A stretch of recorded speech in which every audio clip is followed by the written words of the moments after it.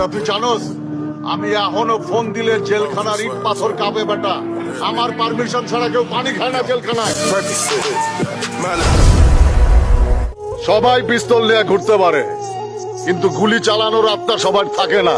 পিস্তল আছে, আমি নিয়ে ঘুরি না, কারণ ওই জিনিস আমার কাছে থাকলে কেউই নিস্তার পাইব না।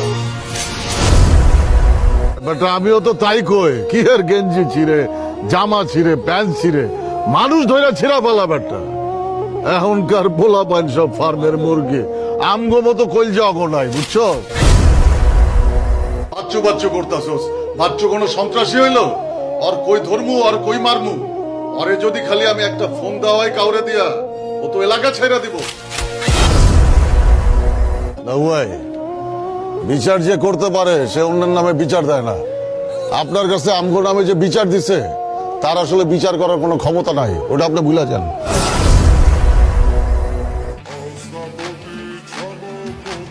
হ্যাঁ মামা, শহীদ তুই কই রে? এই যে এলাকায় আছি। এক্ষণ বাসায় আয়, এক্ষণ। কি হয়েছে? মনিরা পোলাবেন স্যামসুল হয়ে ঘুরতাছে, এক্ষণ বাসায় আয়, তুই কই? আরো দোকানের সামনে আছি। তাড়াতাড়ি আয়। Trouble, trouble,